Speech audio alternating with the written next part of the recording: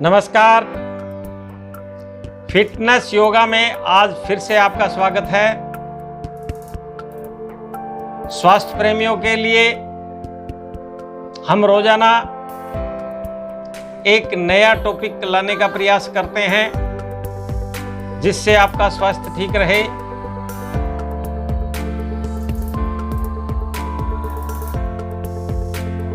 तो आज हम एक ऐसे टॉपिक पे बात करते हैं। बात क्या करें, गर्मी बहुत है, लेकिन गर्मी है तो क्या हुआ, काम तो हमें करना ही पड़ेगा। जी हाँ, काम तो करना ही पड़ेगा। बिल्कुल ठीक सुना आपने कि काम तो करना ही पड़ेगा, गर्मी हो जाए सर्दी। क्यों ना हम आज इसी टॉपिक को ले लेते हैं, गर्मी को दूर करने के लिए। गर्मी है तो एसी कूलर चलाना पड़ेगा, लेकिन जिनके पास नहीं है वो कहाँ से चलाएंगे। तो हम बात करते हैं बिना एसी बिना कूलर के आप अपने अंदर ठंडक कैसे लेकर आएंगे। जी हाँ, योग के कुछ क्रियाएं ऐसी हैं जिससे आप अपने शरीर के अंदर ठंडक लेकर आ सकते हैं, गर्मी से बच सकते हैं। तो आप सोच रहे होंगे क्या पहेलियां बुझा रहे हो, बताइए ऐसा क्या है जिससे बिना एसी और बिना कूलर के आप अंदर ठंडक ला सकते हैं। जी हाँ, ला सकते हैं।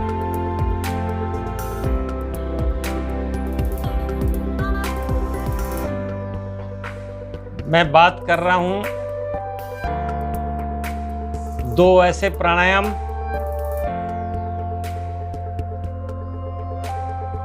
जिससे हमें मुंह से श्वास लेना पड़ता है,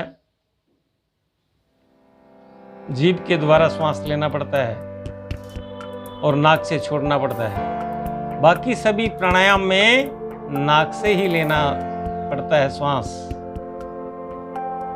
तो आज हम बात कर रहे हैं शीतली प्राणायाम एवं शीतकारी। इन दोनों के बहुत जबरदस्त लाभ हैं जिनको बहुत ज़्यादा गर्मी लगती है, आवश्यकता से अधिक गर्मी लगती है। ये भी एक रोग है। तापमान के अनुकूल अपने देह को बनाना चाहिए। तो उन लोगों के लिए, और गर्मी लगती है, कईयों के नाक से खून भी आ जाता है,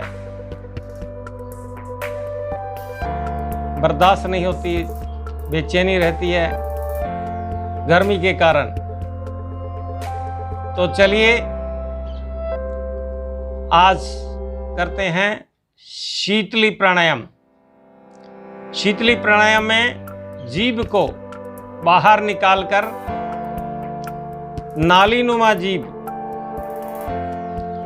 कौवे की जीभ ऐसी होती है, गोल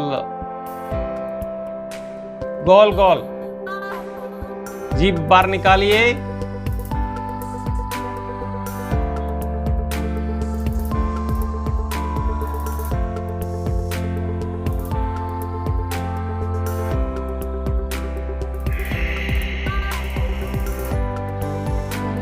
जीभ की जो नाली बनी है उससे श्वास को भरना जितना लंबा ले सकते हैं, कमर सीधी करके, और नाक से श्वास को छोड़ना है। ऐसा 20 से 30 बार, 50 बार, जितना आपको सके कर सकते हैं।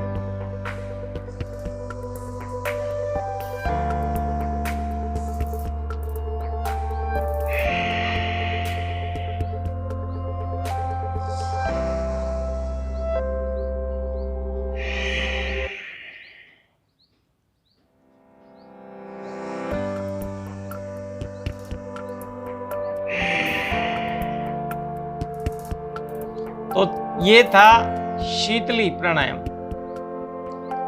अब इसके साथ साथ एक और प्राणायाम है शीतकारी। शीतकारी में पहले शीतली में हमने जीभ से श्वास को भीतर लिया और नाक से श्वास को बाहर छोड़ा। अब हम शीतकारी में दांतों से श्वास को, दांतों से छन करके वायु अंदर जाएगी और नाक से श्वास को छोड़ना। तो देख लीजिए,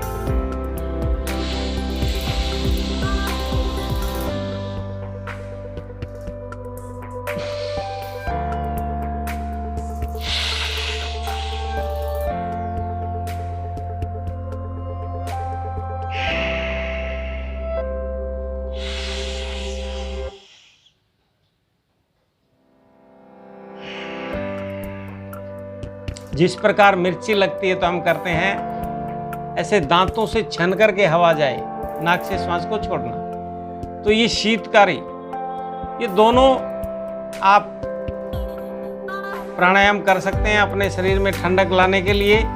जब भी चाहे आप कर सकते हैं और आप अपनी गर्मी को शांत कर सकते हैं।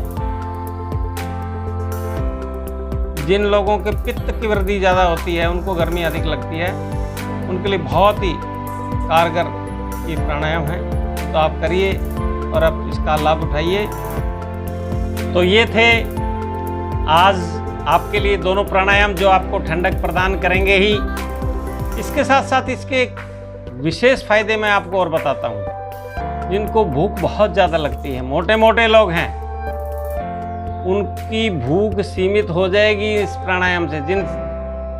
जिस दिन आप व्रत करते हैं तो आपको ये सहयोग करेगी, आपको भूख नहीं लगेगी, उतनी ही भूख लगेगी जितनी आपकी बॉडी को जरूरत है। अनावश्यक कैलोरी जाने से हमारे मोटापा आता है। आज के लिए इतना ही। मैं अपनी वाणी को विराम देता हूँ। योगाचार्य श्याम सुंदर शर्मा। फिर हम एक और नए टॉपिक के साथ आपसे फिर मिलते हैं। धन्यवाद। जय हिंद, जय भारत।